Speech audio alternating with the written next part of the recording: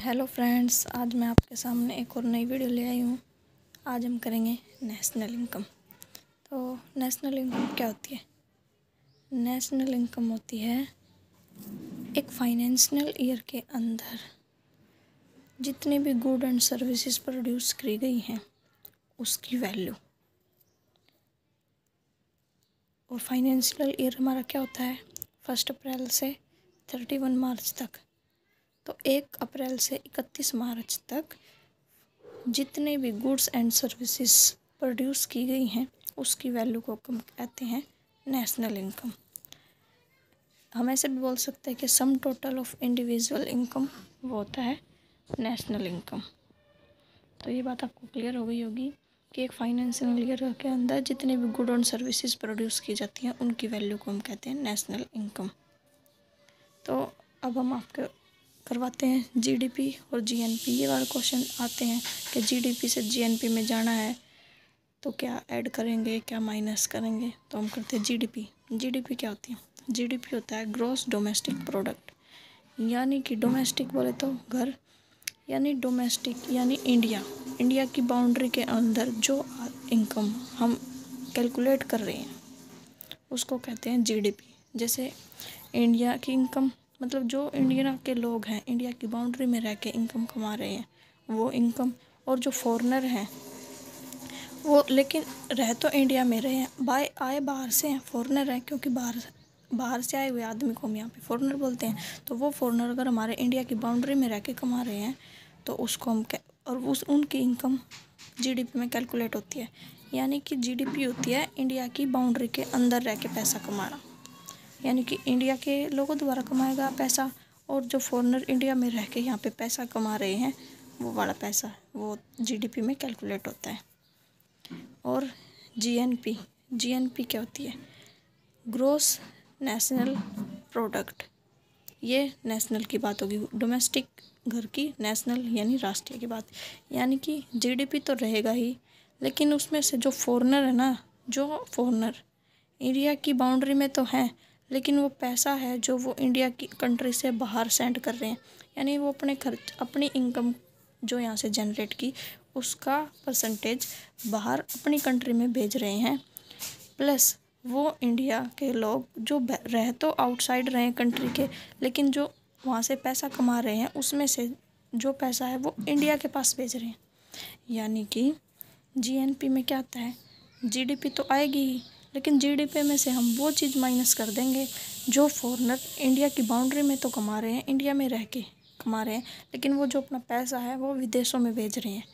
और जो इंडिया के लोग रह तो आउटसाइड द कंट्री, मतलब रह तो फॉरेन में रहे हैं लेकिन वहाँ से पैसा है जो अपनी कंट्री में भेज रहे हैं। फॉरेनर वाले वहाँ भेज देते हैं और फॉरेनर वाले यहाँ भेज देते हैं, वो होती है जीएनपी। यानी कि जीएनपी क्या होती है? जीडीपी प्लस फॉरेनर की इनकम प्लस इंडिया की इनकम। जो फॉरेनर इनकम और इंडियन की इनकम, इन दोनों के अगर हम इनको ब्रैकेट में डाल देना, मतलब इन दोनों को जोड़ने से हमें बनती है नेट फैक्टर इनकम। इसको क्या बोलते हैं? फैक्टर इनकम नहीं, foreign income, net foreigner income. यानी कि जीडीपी, देखो अगर इन दोनों को जोड़ने के बाद एनएफआई बन गया, यहाँ पे प्लस का साइन आएगा, क्योंकि इस प्लस के साइन को इससे अगर कैलकुलेट करेंगे तो साइन में कोई चेंजिंग नहीं होगी, यहाँ पे प्लस का प्लस रह जाएगा। यानी GNP is equal to GDP plus NFI, और एनएफआई को बोलते हैं नेट फॉरेन इनकम। और नेट फॉरेन इनकम है जो इसी के अंदर इंक्लूड होता है एक्सपोर्ट और इंपोर्ट, मतलब ये दोनों चीज़ इसी के अंदर आती हैं। अगर हमसे ये पूछे कि अगर जीएनपी ग्रेटर देन है जीडीपी से, अगर जीएनपी बड़ा है जीडीपी से तो इसका मतलब है कि एनएफआई है जो वो पॉजिटिव होगा। लेकिन अगर ये बोल दे कि जीएनपी है वो छोटा है जीडीपी से, जीएनपी छोटा है जीडीपी से तो एनएफआई पॉजिटिव होगा। और अगर जीडीपी बड़ा है जीएनएफ से तो एनएफआई है जो वो नेगेटिव हुआ, क्योंकि इंडिया में हमेशा जीडीपी है वो ही बड़ा होता है जीएनपी से। अगर जीडीपी बड़ा होता है तो नेट फॉरेन इनकम है जो वो नेगेटिव में आएगी। जीएनपी के अंदर एनएफआई हमेशा ऑलरेडी एग्जिट होता है, मतलब जुड़ा होता है। यानी कि जीएनपी क्या होता है, जीएनपी होता है जीडीपी प्लस एनएफआई। देखो अब जब फॉरेन इनकम और इंडियन की इनकम को जोड़ते तो वो एनएफआई बन जाता है। तो इसलिए हम कहते हैं कि जीएनपी में तो ऑलरेडी है एनएफआई है जो वो ऐड ही होता है। और अगर ये क्वेश्चन भी आता है अगर जीडीपी से हमें जीएनपी पे जाना है तो प्लस एनएफआई होगा यानी नेट फॉरेन इनकम। और अगर जीएनपी से जीडीपी पे जाना है तो क्या होगा, माइनस नेट फॉरेन इनकम।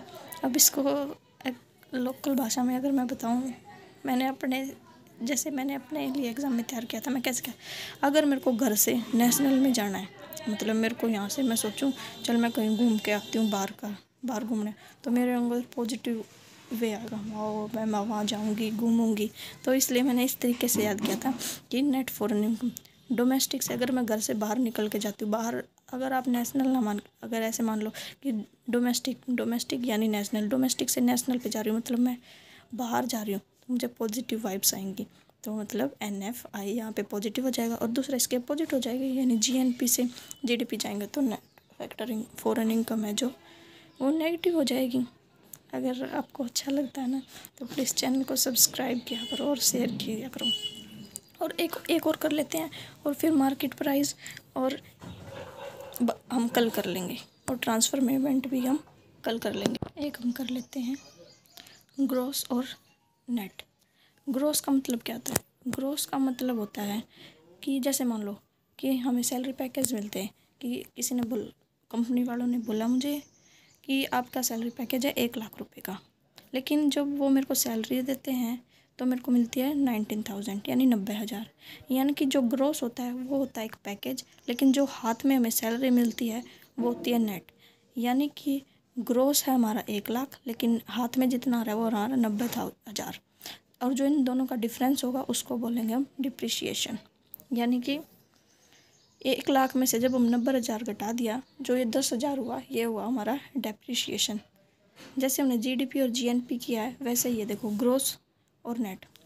अगर हम ग्रोस में से डेप्रिशिएशन को घटा दें, अब देखो ग्रोस में से हमने डेप्रिशिएशन घटा दिया तो हमारे पास नेट ही बचेगा। यानी 1 लाख में से अगर हमने 10,000 घटा दिए तो हमारे पास कितना बचेगा, 90 तो बचा, तो यानी हमारी नेट वैल्यू होगी। लेकिन अगर हमें ग्रोस निकालना है तो हम क्या करेंगे, नेट को और डेप्रिशिएशन को जोड़ देंगे। सेम ऐसे ही तीनों फॉर्मूले एक करोगे तो अपने आप तीनों हो जाएंगे। डेप्रिशिएशन क्या होगा, अगर हम ग्रोस में से नेट को घटा दें हो गया डेप्रिशिएशन। मोस्टली क्वेश्चन में हमसे ये पूछा जाता है कि ग्रोस से नेट पे जाने के लिए, नेट से ग्रोस पे जाने के लिए क्या करना पड़ेगा, यही मोस्टली हमसे क्वेश्चन पूछा जाता है। तो ग्रोस है वो हमेशा नेट से बड़ा होता है। ग्रोस तो पैकेज हो गया, यानी टोटल सैलरी तो हमारी ज़्यादा होती है, लेकिन हमें हाथ में जो मिलती है वो बहुत ज़्यादा कम होती है। तो ये होता है ग्रोस और नेट।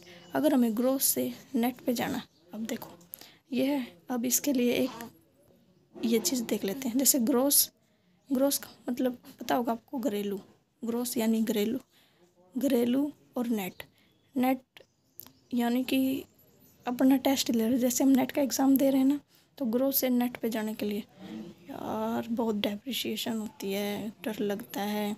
यानी इसको ग्रोस से नेट पे जाने के लिए माइनस डेप्रिशिएशन और नेट से ग्रोस पे जाने के लिए पॉजिटिव। यानी नेट से ग्रोस पे जाने के लिए पॉजिटिव, ग्रोस से नेट पे जाने के लिए माइनस डेप्रिशिएशन। तो आप इसको याद कर लेना और फिर मैं आपको इसके एग्जाम्पल भी करवा के दिखाऊंगी, तो आपको पता चल जाए कि ग्रोस से नेट पे कैसे जाते हैं, नेट से ग्रोस पे कैसे जाते हैं, जीडीपी से जीएनपी पे कैसे जाते हैं और जीएनपी से जीडीपी पे कैसे जाते हैं। तो अगर आपको वीडियो अच्छा लगा हो तो प्लीज़ वीडियो को लाइक शेयर एंड सब्सक्राइब कर देना, और वीडियो अच्छा लगे तो प्लीज़ चैनल को सब्सक्राइब किया करो और यूट्यूब चैनल को भी सब्सक्राइब कर दिया करो। और टेलीग्राम का लिंक मैं आपको डिस्क्रिप्शन में डाल दूँगी, वहाँ से चैनल को सब्सक्राइब कर देना। Thank you very much.